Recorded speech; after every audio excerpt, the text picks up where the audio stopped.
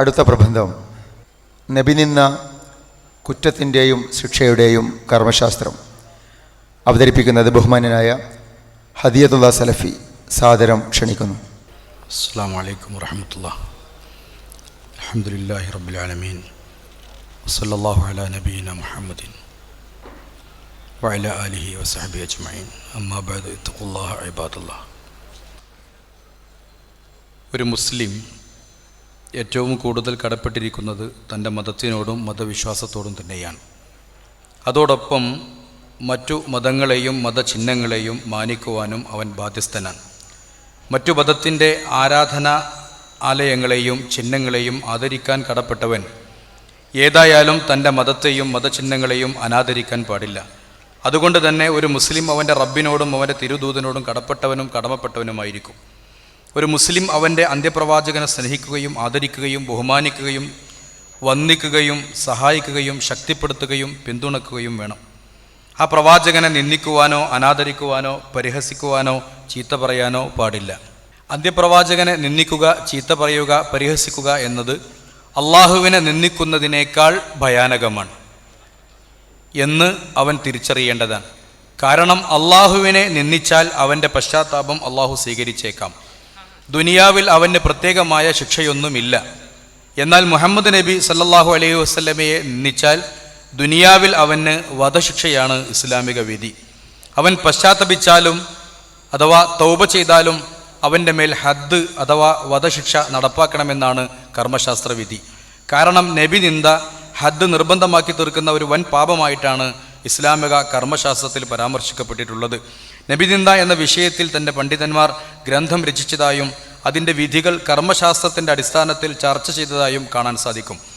മഹാനായ ഇബ്നു തൈമിയ റഹിമഹുല്ല അദ്ദേഹത്തിൻ്റെ അസ്സാരിമുൽ മസ്ലൂം എന്ന ഗ്രന്ഥവും മഹാനായ ഖാളി അയ്യാളിൻ്റെ അഷ്ശിഫാ ബി തഅരീഫി ഹുഖൂഖിൽ മുസ്തഫ സല്ലല്ലാഹു അലൈഹി വസല്ലം എന്ന ഗ്രന്ഥവും ഇതിന് ഉദാഹരണങ്ങളാണ്. വധശിക്ഷ എന്ന് കേൾക്കുമ്പോൾ മനസ്സിലാക്കേണ്ട ഒരു പ്രധാന വിഷയം ഇവിടെ സൂചിപ്പിക്കുന്നത് നന്നായിരിക്കും. ഇസ്ലാമിക ശിക്ഷ നടപ്പാക്കുക എന്നത് തെറ്റ് ചെയ്തവനെ തേടിപ്പിടിച്ച് ചെയ്യുന്ന ഒരു പ്രവൃത്തിയല്ല. മറിച്ച് വ്യക്തമായി കാര്യങ്ങൾ തെളിവ് സഹിതം ഇസ്ലാമിക കോടതി മുമ്പാകെ ബോധ്യമായാൽ മാത്രമേ ഒരാൾക്ക് ശിക്ഷ നൽകൂ എന്നതാണ്. ഇസ്ലാമിക ചരിത്രത്തിൽ നടപ്പിലാക്കപ്പെട്ട വധശിക്ഷകൾ തെറ്റ് ചെയ്തവർ പ്രവാചകന്റെ സന്നിധിയിൽ വന്ന് തെളിവ് സഹിതം ശിക്ഷ നടപ്പാക്കണമെന്ന് ആവശ്യപ്പെട്ടതുകൊണ്ടാണ് നടപ്പാക്കിയിട്ടുള്ളത്. ആരെയും കാട്ടാള മാതൃകയിൽ തേടിപ്പിടിച്ച് കൊണ്ടുവന്ന് അവൻ്റെ മേൽ ശിക്ഷ നടപ്പാക്കിയതല്ല. വ്യഭിചരിച്ചവരെ എറിഞ്ഞുകൊല്ലുന്നതിൻ്റെ മുമ്പ് 4 സാക്ഷികൾ അത് കാണുകയും കോടതിയുടെ മുമ്പിൽ സാക്ഷി പറയുകയും ചെയ്യേണ്ടതാണ്. എന്നാൽ ഒരു വ്യഭിചാരം നടക്കുന്നത് 1, 2, 3 ആളുകൾ മാത്രം കാണുകയും 4 പേർ തികയാതിരിക്കുകയും ചെയ്താൽ മിണ്ടാൻ പാടില്ല എന്നതാണ് നിയമം. മിണ്ടിയാൽ 3 പേർക്കും 80 അടി വീതം നൽകണമെന്നതാണ് നിയമം. ഇത് കാണാതെയാണ് പലപ്പോഴും ഇസ്ലാമിൻ്റെ വിമർശകർ ഇസ്ലാമിലെ ശിക്ഷകളെ കാടത്തം എന്ന് അധിക്ഷേപിക്കാറുള്ളത്. എന്നാൽ ഒരു വിശ്വാസി ഇസ്ലാമിലെ ശിക്ഷാവിധികളെ കാണേണ്ടത് അവൻ്റെ വിശ്വാസത്തിൻ്റെ ഭാഗമായിട്ടാണ്.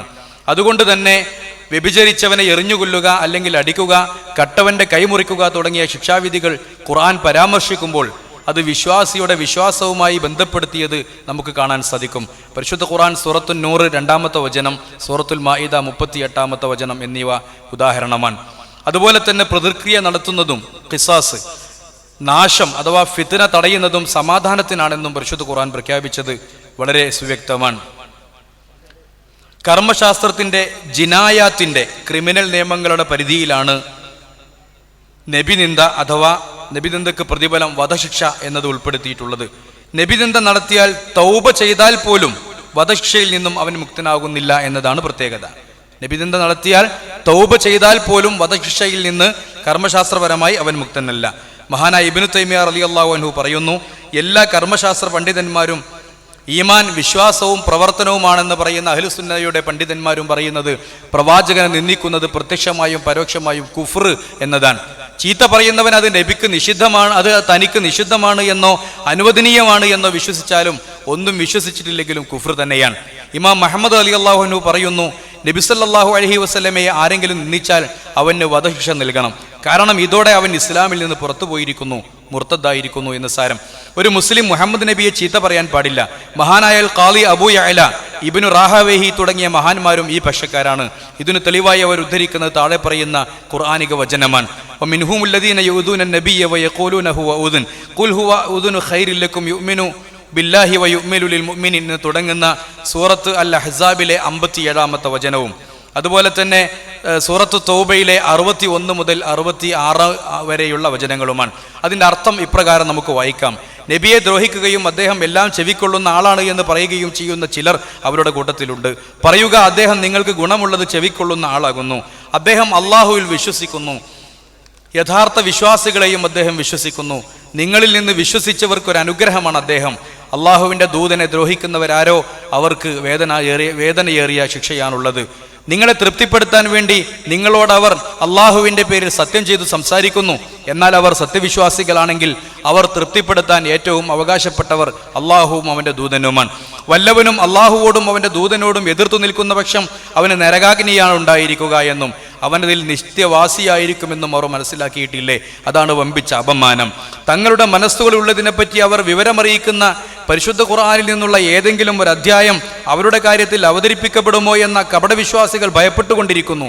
പറയുക, നിങ്ങൾ പരിഹസിച്ചുകൊള്ളൂ. തീർച്ചയായും നിങ്ങൾ ഭയപ്പെട്ടുകൊണ്ടിരിക്കുന്നത് അള്ളാഹു വെളിയിൽ കൊണ്ടുവരുന്നതാണ്. നീ അവരോട് അതിനെപ്പറ്റി ചോദിച്ചാൽ അവർ പറയും, ഞങ്ങൾ തമാശ പറഞ്ഞു കളിക്കുകയായിരുന്നു. പറയുക, അള്ളാഹുവെയും അവൻ്റെ ദൃഷ്ടാന്തങ്ങളെയും അവൻ്റെ ദൂതനെയുമാണോ നിങ്ങൾ പരിഹസിച്ചു കൊണ്ടിരിക്കുന്നത്? നിങ്ങൾ ഒഴിവ് കഴിവുകളൊന്നും പറയേണ്ട. വിശ്വസിച്ചതിനു ശേഷം നിങ്ങൾ അവിശ്വസിച്ചു കഴിഞ്ഞിരിക്കുന്നു. നിങ്ങളിൽ ഒരു വിഭാഗത്തിന് നാം മാപ്പ് നൽകുകയാണെങ്കിൽ മറ്റൊരു വിഭാഗത്തിന് അവർ കുറ്റവാളികളായിരിക്കുന്നതിനാൽ നാം ശിക്ഷ നൽകുന്നതാണ്. അതുപോലെ തന്നെ സൂറത്തുൽ അഹ്സാബിൽ അല്ലാഹ് പറയുന്നു, അള്ളാഹുവേയും അവൻ്റെ റസൂലിനെയും ദ്രോഹിക്കുന്നവരാരോ അവരെ ഇഹത്തിലും പരത്തിലും അള്ളാഹു ശപിച്ചിരിക്കുന്നു. അവർക്ക് വേണ്ടി അപമാനകരമായ ശിക്ഷ അവൻ ഒരുക്കി വെച്ചിട്ടുണ്ട്. ഒരു വിശദീകരണത്തിൻ്റെ ആവശ്യമില്ലാത്ത വിധം ഈ സൂക്തത്തിൽ നബി നിന്ദയും അതിൻ്റെ ശിക്ഷയും വിശദീകരിച്ചതായി കാണാൻ സാധിക്കും. ഒരു മുസ്ലിം നബി നിന്ദ നടത്തിയാൽ അവന് വധശിക്ഷ നൽകണമെങ്കിൽ മുസ്ലിം പണ്ഡിതന്മാർക്ക് ഒരു മുസ്ലിം നബി നിന്ദ നടത്തിയാൽ അവന് വധശിക്ഷയാണ് നൽകുന്നത് എന്നതിൽ മുസ്ലിം പണ്ഡിതന്മാർക്കിടയിൽ അഭിപ്രായ വ്യത്യാസമില്ല. എന്നാൽ അവൻ ഉത്തരവാദിത്വത്തിന് കീഴിലുള്ള ഒരു കാഫിർ ആണെങ്കിൽ, അതായത് ദിമ്മിയായ കാഫിർ, അവന് ശിക്ഷ നൽകുന്നതിൽ ചില പണ്ഡിതന്മാർ ഇളവ് നൽകിയിട്ടുണ്ട്. അതായത് വധശിക്ഷ നൽകേണ്ടതില്ല എന്ന് പറഞ്ഞവരുണ്ട്. എന്നാൽ ഭൂരിഭാഗവും അതിനെതിരാണ്. ഇമാം ഷാഫി റഹ്മഹുല്ല തൻ്റെ അൽ ഉമ്മ് എന്ന ഗ്രന്ഥത്തിൽ ഈ വിഷയം പറഞ്ഞത് ഇങ്ങനെയാണ്: മുഹമ്മദ് നബിയെ നിന്ദിച്ചാൽ മുസ്ലിം സമൂഹത്തിന്റെ ഉത്തരവാദിത്വം പിന്നീട് അവൻ ഉണ്ടാകില്ല എന്നുകൂടി അവന്റെ ഉത്തരവാദിത്വത്തെ കരാർ എഴുതുമ്പോൾ എഴുതി പിടിപ്പിക്കേണ്ടതാണ് എന്നാണ്. അതായത് നബിനിന്ദ എന്ന വിഷയം ഗൗരവമാണ്. മുസ്ലിം സമൂഹം വളരെ ഗൗരവത്തോടെ തന്നെയാണ് അതിനെ കാണുന്നത് എന്ന് സാരം. നബി നിന്നക്ക് വധശിക്ഷ നടപ്പിലാക്കേണ്ടത് ഇസ്ലാമിക ശരീഅത്ത് നിയമപ്രകാരം വിധിക്കപ്പെടുകയും വിധി നടപ്പാക്കപ്പെടുകയും ചെയ്യുന്ന രാജ്യങ്ങളിലാണ്. തെളിവുകളുടെ പിൻബലത്തോടെ ആ രാജ്യത്തെ വിധികർത്താവ് വിധിക്കുകയും വിധി നടപ്പിലാക്കുകയും ചെയ്യുക എന്നതാണ്. എന്നാൽ ഒരു ജനാധിപത്യ രാജ്യത്തിൽ അതൊരിക്കലും ഭൂഷണമല്ല, നിഷിദ്ധവുമാണ്. നിയമം കയ്യിലെടുക്കുക എന്നത് നബിയിന്ദയേക്കാൾ മോശമായ കാര്യമാണ്.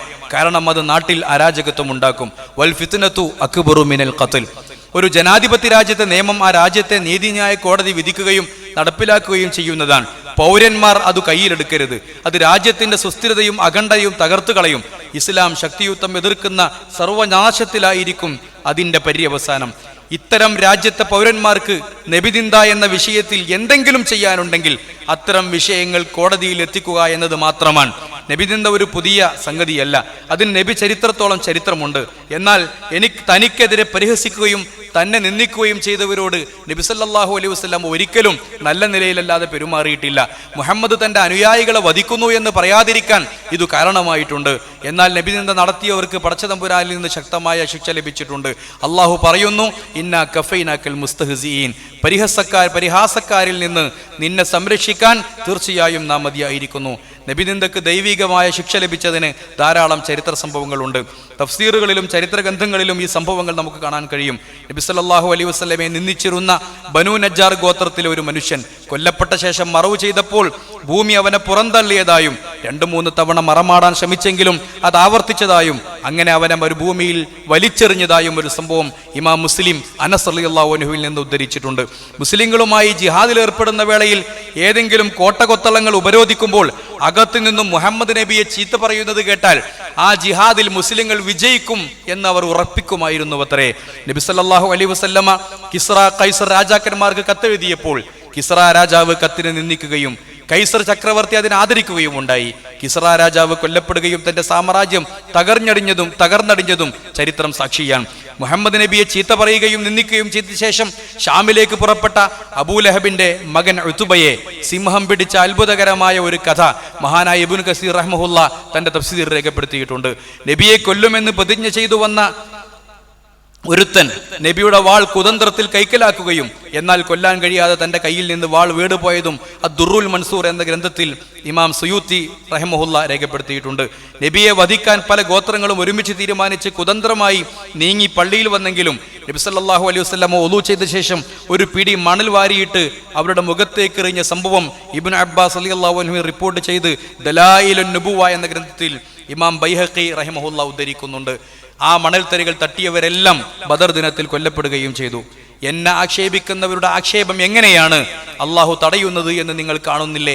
അവർ ആക്ഷേപിക്കുന്നത് മുദമ്മമിനെയാണ്, ഞാൻ മുഹമ്മദ് ആണ് എന്ന് പ്രവാചകർ സല്ലല്ലാഹു അലൈഹി വസല്ലം പറഞ്ഞിട്ടുണ്ട്.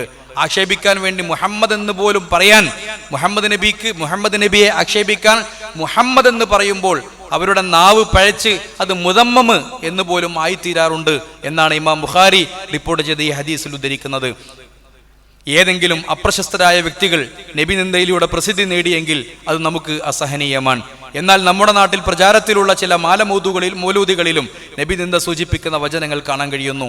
വിവരമില്ലായ്മയുടെ പേരിൽ ഒരു തലമുറ അത് ആചരിച്ചു ജീവിച്ചു പോന്നുവെങ്കിൽ ഇന്ന് അതിൽ പഠനവും ഗവേഷണവും നടത്തി ഇത്തരം നബി നിന്ദയിലൂടെ ഖുർആനിനെ പോലും ദുർവ്യാഖ്യാനിക്കുന്ന ഒരു പ്രവണതയാണ് നമ്മുടെ നാടുകളിൽ കണ്ടുകൊണ്ടിരിക്കുന്നത്. അതുകൊണ്ട് അറിയുക, നബി നിന്ദ അറിയാതെ നടത്തിയാലും അതിന് തൗബയില്ല. അള്ളാഹു അനുഗ്രഹിക്കുമാറാവട്ടെ. സല്ലല്ലാഹു അലാ നബിയിന മുഹമ്മദിൻ വഅലാ ആലിഹി വസഹ്ബിഹി വസല്ലം വൽഹംദുലില്ലാഹി റബ്ബിൽ ആലമീൻ. അസ്സലാമു അലൈക്കും വറഹ്മത്തുള്ളാഹി.